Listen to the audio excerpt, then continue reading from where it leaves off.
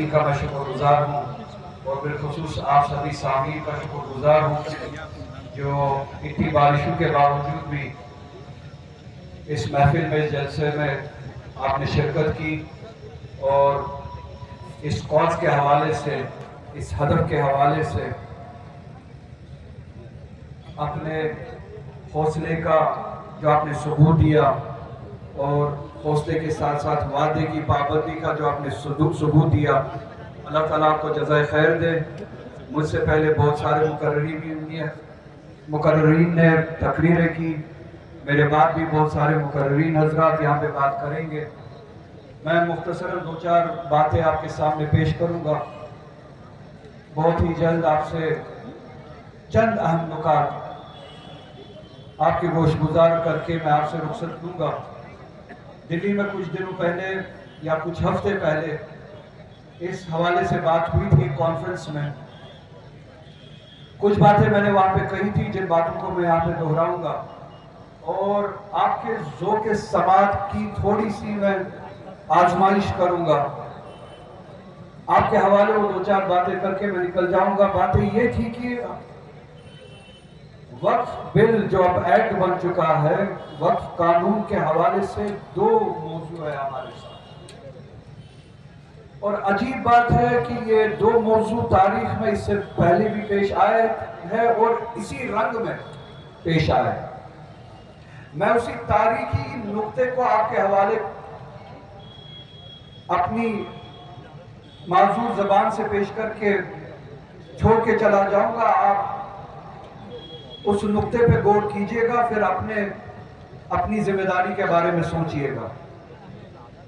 دو موضوع ہے اس بارے میں، ایک خدا کے حق پہ حملہ ہے، دوسرا انسانوں کے حق پہ حملہ ہے، اور شریعت میں دونوں چیزیں اہم ہیں، دین اسلام میں دونوں چیزیں اہم ہیں، حق اللہ بھی، حق الناس بھی، اللہ کا حق بھی اور لوگوں کا حق بھی۔ حق اللہ وقف، جو بھی وقف ہوا ہے خدا کے نام پہ، اللہ کے نام پہ، ہمارا مال نہیں، جس کسی نے بھی وقف کیا ہے اللہ تعالیٰ کے نام پہ، اب ہماری ملکیت نہیں ہے، ہمارا مال نہیں ہے، اللہ تعالیٰ کی ملکیت ہے، اللہ تعالیٰ کا مال ہے، یہ کائنات ہی اللہ تعالیٰ کی ملکیت ہے، پر یہ خاص کسی وجہ سے کسی خاص دینے والے نے اللہ تعالیٰ کے نام پہ وقف کی۔ تو یہ جب وقف قانون بنا تو اللہ تعالیٰ کے حق پہ حملہ ہے، حق اللہ پہ، اور جس طریقے سے قانون بنا، دوسرا حملہ اس طریقے سے جس چیز پہ ہوا وہ حق الناس ہے، آپ اور میرا، اور نہ صرف مسلمانوں کا بھی، ہندوؤں کا بھی، سکھوں کا بھی، عیسائیوں کا بھی، غیر مسلم، غیر ہندو، ہر کسی کا۔ اور تاریخ میں اس طرح کا واقعہ ایک بار پہلے بھی پیش آیا، اور عجیب سی بات ہے کہ وقف کے حوالے سے پیش آیا، وقف اول، یہ سب اوقاف جو ہے یہ بعد کے وقف ہے، وقف اول خانہ خدا، کعبۃ اللہ، خدا کا گھر۔ پیاری سی بات ہے کہ ہمارے لیے حوصلہ افزا بات ہے، اگر آپ دقت کریں، تھوڑا سا غور کریں اس بات پہ، اس میں بھی ایک مغرور حاکم نے حملہ کیا وقف اول پہ، خانہ کعبہ پہ، خدا کے گھر پہ۔ آج کے حاکم کی طرح وہ بھی مغرور تھا، آج کے حاکم کے پاس غرور اس بات کا کہ اس کے پاس نمبر ہے، میجورٹی ہے، ایم پیز ہے، پارلیمنٹ میں کچھ بھی کر سکتے ہیں، نمبر کی بنیاد پہ، ایم پیز کی بنیاد پہ۔ وہ ابرہہ اسی طرح مغرور تھا، مست تھا، ہاتھیوں کے طاقت میں مدمست مغرور ہو کے آیا، کعبے پہ حملہ کیا۔ عبد المطلب جیسا کہ آپ سبھی جانتے ہیں متولی تھے جن کے حوالے خانہ خدا تھا۔ جب ابرہہ کا لشکر آیا مکے کے پاس جہاں پہ رکا، جناب عبد المطلب آئے جہاں پہ لشکر خیمہ زن ہوئے تھے۔ عبد المطلب جب آئے ابرہہ کے پاس، اس مغرور مدمست ظالم حاکم کے سامنے، تو حاکم کو لگا کہ آیا اب ڈرا ہوا سہما ہوا مجبور کعبے کی بات کرے گا، کعبے کے بچاؤ کے بارے میں، دفاع کے بارے میں بات کرے گا۔ تو اپنے کارکنوں سے کہا اسے آنے دو۔ ابراہ کے سامنے جب جناب عبد المطلب آئے تو ابراہ نے مغرور ہو کے کہا کہ کعبے کے بارے میں بولنے آئے ہو گے۔ جناب عبد المطلب نے کہا کعبہ خدا کی ملکیت ہے، اس کا مالک خود دیکھ لے گا، تمہیں پتا نہیں ہے کہ تم نے کس سے جنگ چھیڑی، اب جس سے جنگ چھیڑی ہے وہ خود دیکھ لے گا۔ تمہاری لشکر کے پاس میری ملکیت ہے، تمہارے لشکریوں نے میرے اونٹ چرائے ہیں، میں اپنے اونٹ کے لیے آیا، میں اپنی ملکیت کے لیے آیا، اس ملکیت کا مالک تمہارا حساب و کتاب خود برابر کرے۔ اور تاریخ گواہ ہے اللہ تعالیٰ نے اپنی ملکیت کا، اپنے حق کا دفاع کیا بھی۔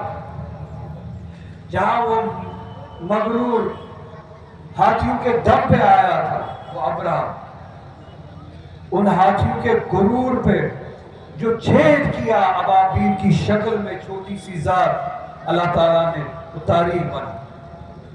اور میں نے دلی میں بھی یہ بات کہی، آج بھی یہ بات دہرا رہا ہوں، میں نے یہ ہوتے ہوئے دیکھا اور آج بھی دیکھ رہا ہوں۔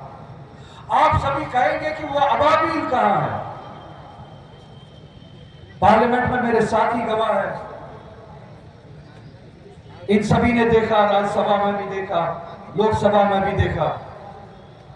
نہ صرف مسلم ایم پی، چاہے وہ ہندو ایم پی ہو، چاہے وہ سکھ ہو، چاہے وہ ساؤتھ سے ہو، چاہے وہ یو پی سے ہو، چاہے وہ بہار سے ہو، چاہے وہ پنجاب سے ہو، چاہے ان کا نام یادو کیوں نہ ہو، چاہے ان کا نام ملائم کیوں نہ ہو، وہ ابابیل کی شکل میں جو انہوں نے دفاع کیا اس وقت کا، میرے لیے وہ تاریخ جو ہے وہ سامنے پھر سے وہ دہراتی ہوئی نظر آئے۔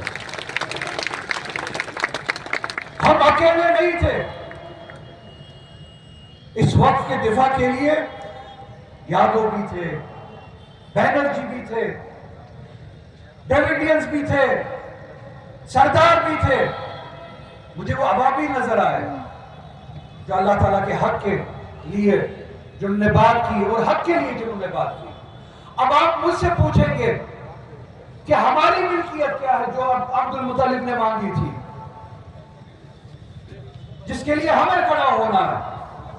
وہ میں نے بات کہی تھی، پھر سے دہراؤں گا، ہمیں دونوں چیزوں کا دفاع کرنا ہے، حق اللہ کا بھی دفاع کرنا ہے، حق الناس کا بھی دفاع کرنا ہے۔ اور حق الناس ہماری ملکیت، اس میں آئین ہند ہے، ہندوستان کا آئین، دا کانسٹیٹیوشن آف انڈیا، جس کا وعدہ ہمیں دیا گیا تھا 1947 میں، یہ بول کے کہ یہ ملک آئین کی بنیاد پہ چلے گا، کسی خاص جماعت، کسی خاص مذہب کے ایجنڈا پہ نہیں چلے گا، کسی خاص پارٹی کے ایجنڈا پہ نہیں چلے گا، یہ ملک ہر کسی کے لیے برابر ہوگا، اس ملک کا آئین ہر کسی کے لیے برابر ہوگا، ہر کسی کے لیے برابری ہوگی، ایکویلٹی بیفور لا، آرٹیکل 14، آرٹیکل 14 اس آئین کا، ہر کسی کے لیے برابری ہوگی۔ یہ وعدہ ہمیں دیا گیا تھا، مسلمانوں کو، ہندوؤں کو، سکھوں کو، عیسائیوں کو، ہر کسی کو، کہ یہ قانون ہر کسی کے لیے برابر ہوگا، یہ ملک چلے گا قانون کے حساب سے، آئین کے حساب سے، کسی کے ایجنڈا کے حساب سے نہیں۔ آج اس آئین پہ حملہ کیا جا رہا ہے۔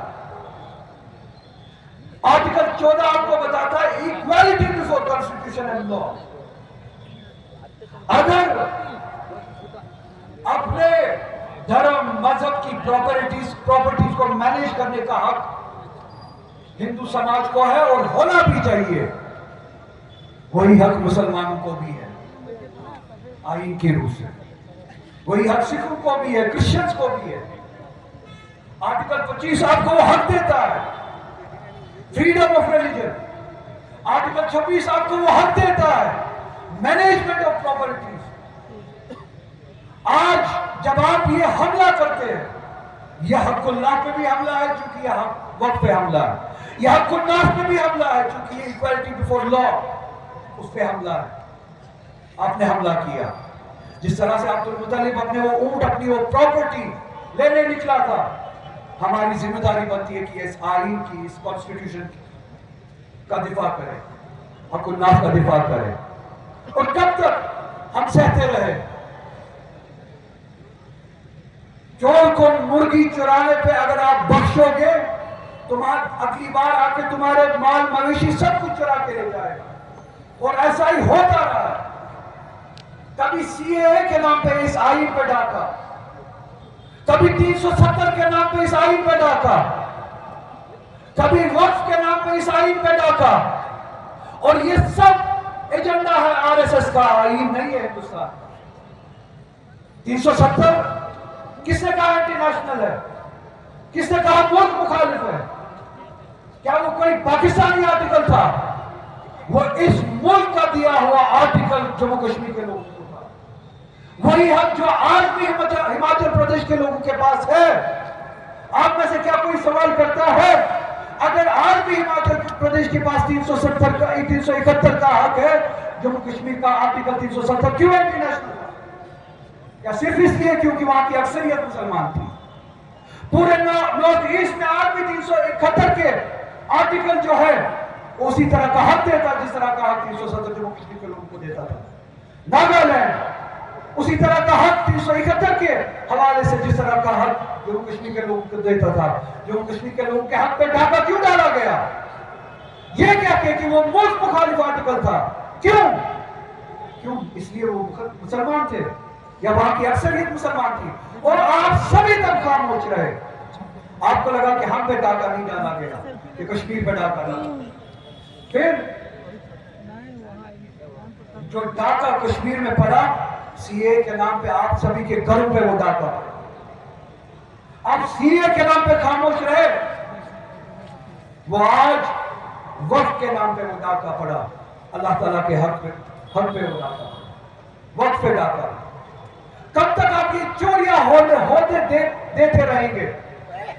کیا یہ ملک اس وعدے پہ نہیں بنا تھا کہ یہ آئین سے پتہ چلے گا، آر ایس ایس کے ایجنڈا سے نہیں چلے گا، یہ بی جے پی کے ایجنڈا سے نہیں چلے گا، یہ کانگریس کے ایجنڈا سے بھی نہیں چلے گا، یہ کسی کے نام کے کسی خاص مذہب کے ایجنڈا سے نہیں چلے گا.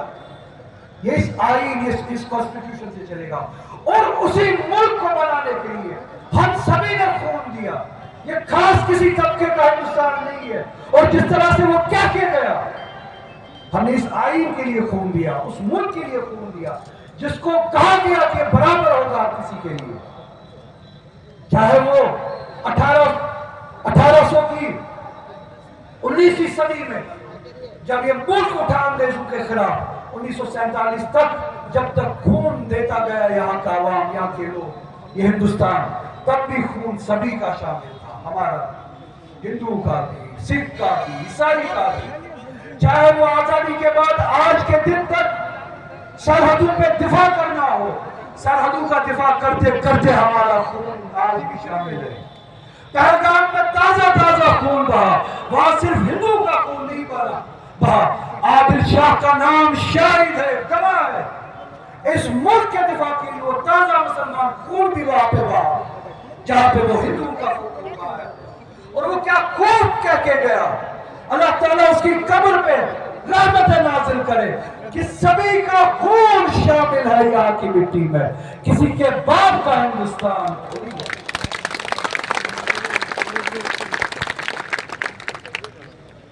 ہم نے خون دیا ہے اور آج بھی دیتے آ رہے ہیں اس ملک کی آزادی کے لیے، جس آزادی کا پاسبان آئین ہوگا، آئین ہوگا.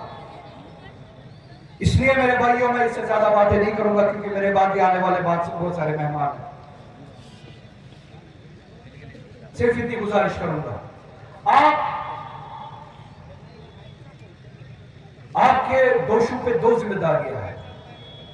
ایک حق اللہ، اس کا دفاع. دوسرا حق الناس، ہمارا آئین، اس کا دفاع. حق اللہ کا دفاع کرنے کے لیے ہاتھ اٹھائیے اور وعدہ کیجئے ہم ایک ایک ابابیل بنیں گے اور اس مغرور حاکم کے ان ساتھیوں کو انشاءاللہ الرحمن اسی طرح چھید کریں گے اور اللہ تعالیٰ کے حق کا دفاع کریں گے۔ دوسری بات، میں آپ کا ہاتھ ابھی بیٹھنے نہیں دوں گا۔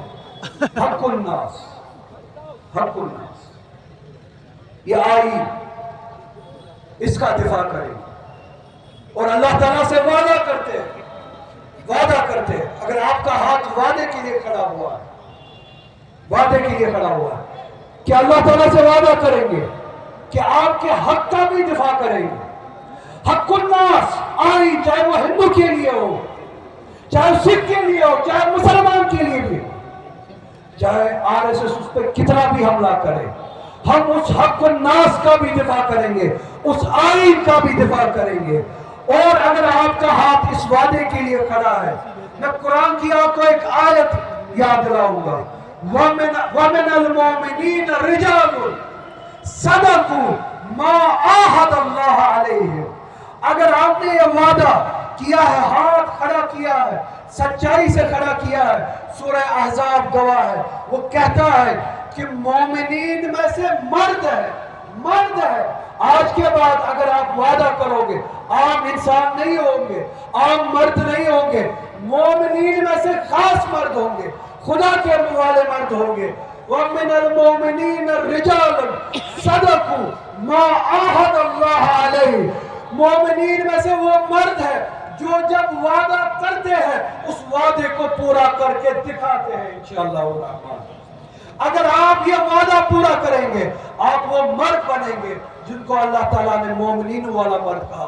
اور اللہ تعالیٰ کے لیے اگر آپ کے ہاتھ اٹھے ہیں تو مایوس نہ ہو، ان تنصروا اللہ ینصرکم ویثبت اقدامکم۔ اللہ تعالیٰ آپ کے اس سٹرگل میں، آپ کی اس کوشش میں، آپ کی اس جدوجہد میں آپ کا مددگار ہوگا اور آپ کو ثابت قدم کرے گا اور آپ کو کامیابی دے گا۔ جس طرح سے آج صہیونی طاقتوں کے خلاف اللہ تعالیٰ ان مظلوموں کا مددگار بن رہا ہے، ایران کی شکل میں، حماس میں، ان مظلوموں کی شکل میں جو آواز اللہ تعالیٰ سن رہا ہے، اسی طرح سے ہماری بھی سنے گا اور ہماری دفاع، حق کا دفاع کرے گا۔ اللہ تعالیٰ آپ سبھی کو سلامت رکھے، آپ سبھی کو ہمت اور حوصلے سے اور زیادہ منور کرے اور ہمیں اس دفاع میں، آئین کے دفاع میں، وقت کے دفاع میں ثابت قدم رکھے۔ السلام علیکم ورحمۃ اللہ۔